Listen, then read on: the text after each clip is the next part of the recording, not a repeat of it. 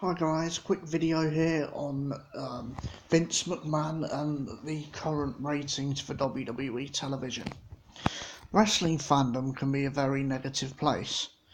One of the most commonly seen complaints online is that WWE boss Vince McMahon has lost it, that he's out of touch. That's something that I do agree with. I do think Vince McMahon is out of touch with his own products, but I'll continue. It's usually the battle cry of keyboard warriors who think they know more about the inner workings of the wrestling business than they actually do. I don't really agree with that. All fans have their own opinions and they're all entitled to them. They shouldn't be really labelled as keyboard warriors, in my opinion. Vince McMahon is struggling to energise a flagging WWE product. Vince McMahon is struggling to energise a flagging WWE product. Raw's women's division has struggled since WrestleMania. That's true, it has. From Raw to 205 Live, the modern product has something for everyone. The quality of in-ring action has never been better, and NXT is as consistently solid as anything WWE has ever produced.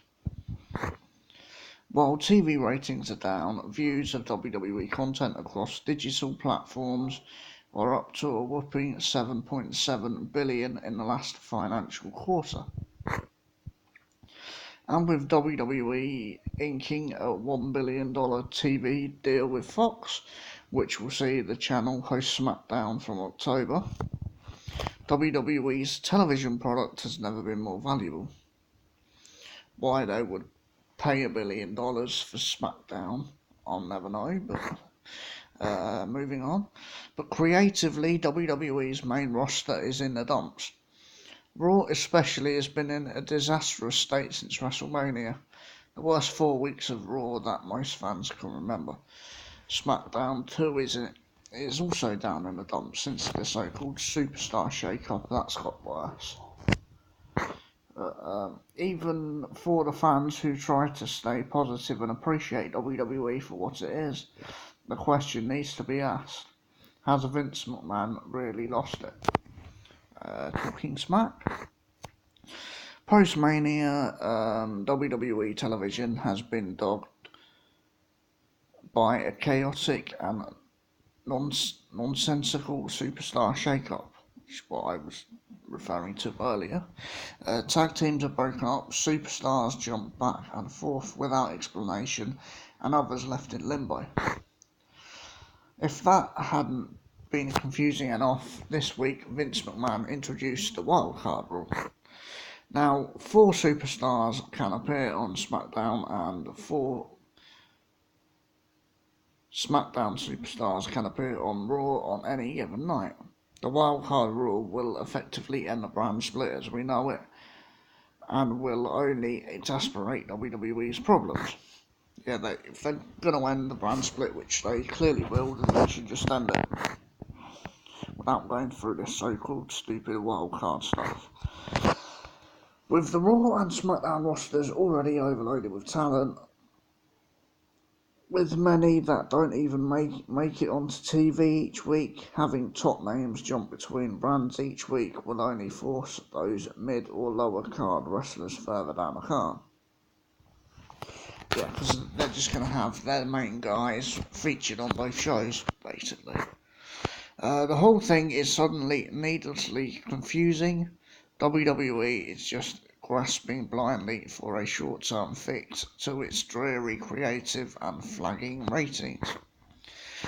The Usos have been reduced to a comedy act on Raw.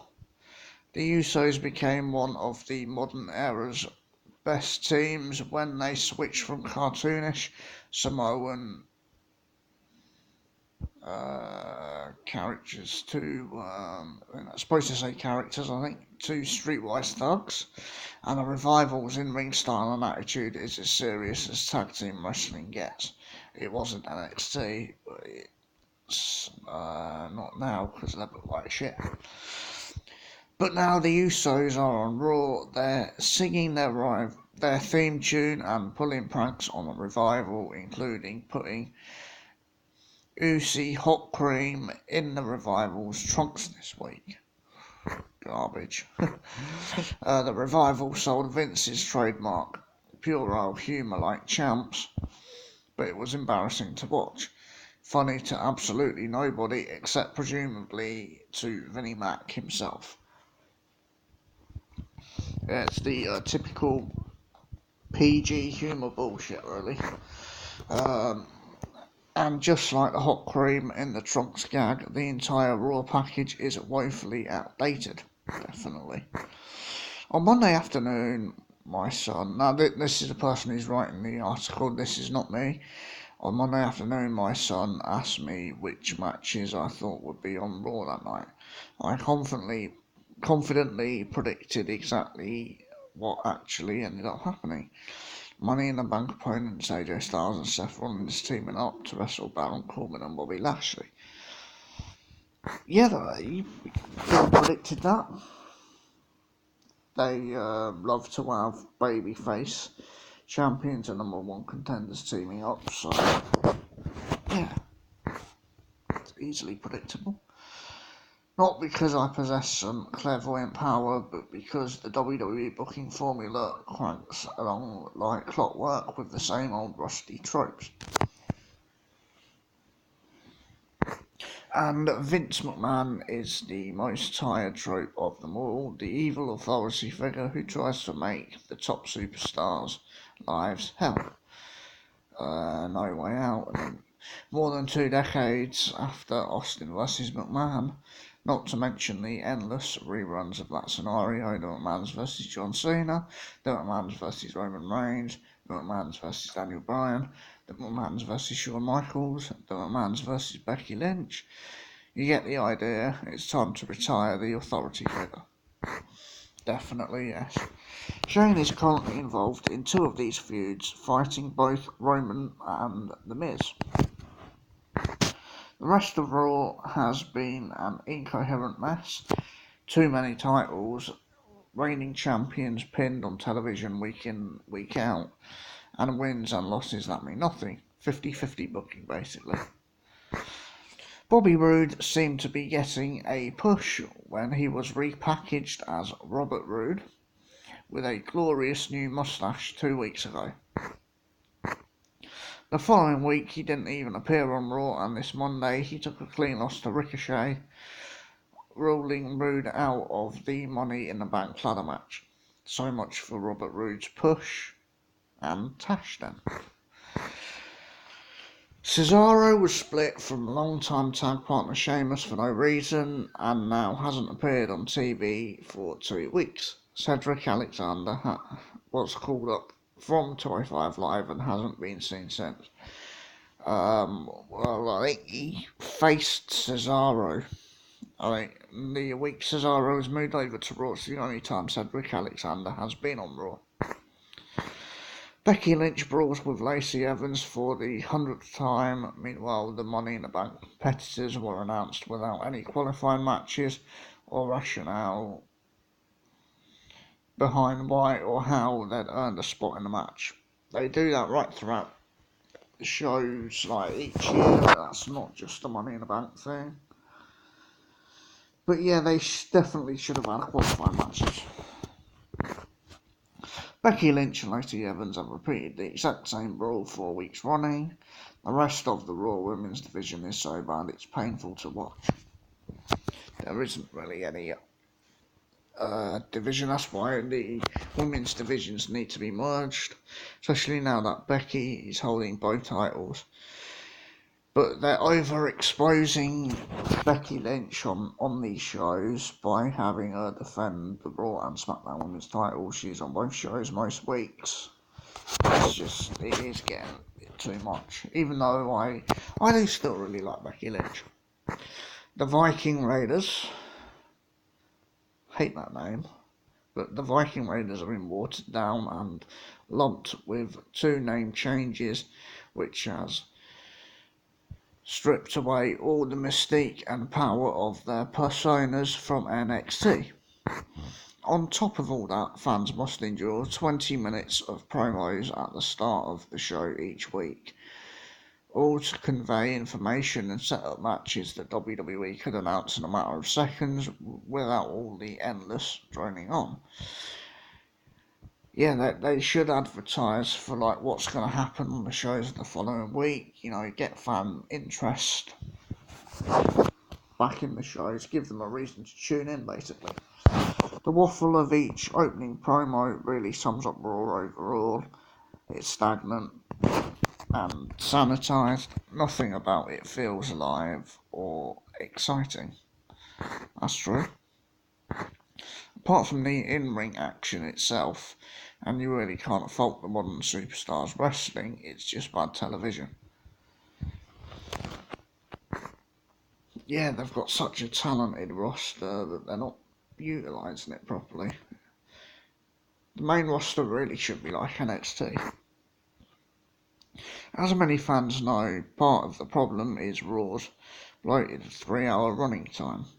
By contrast, SmackDown, by far the better of the two shows, feels relatively lean at 2 hours. It's pointless complaining about Raw's third hour. It's worth too much to both WWE and the USA Network for them to ever scrap it. WWE will have to find other ways to sharpen its product. Reports about WWE's dwindling ratings in 2019 are slightly misguided. The ratings model is, like much of Raw, more 20 years out of date and doesn't account for the huge reach WWE has on digital platforms each week. Well, maybe some truth in that in terms of like how fans are watching, whether they're watching live or they just watch stuff on YouTube or any other like internet site, or they download shows and that. But USA Network and Fox aren't signing major deals with WWE for YouTube hits. Rumours have circulated this week that TV executives are concerned with WWE's cold product. There are also rumours that Vince McMahon is at odds over creative with son-in-law and NXT boss Triple H, who most believe will take the WWE reins after Vince. I do think he will take over from Vince, and I wouldn't be surprised if Triple H is like really pissed off with Vince for like ruining all the hard work that Triple H has been like doing in NXT to make these guys look like shit on the main roster. There's also been a long-held belief among fans that Vince McMahon needs competition, that he's at his best going head-to-head with other promotions. For instance, during the golden days of Hulkamania, when Vince ate up the territories, and again during the Monday Night War, when he battled WCW, the two hottest periods for professional wrestling in the US.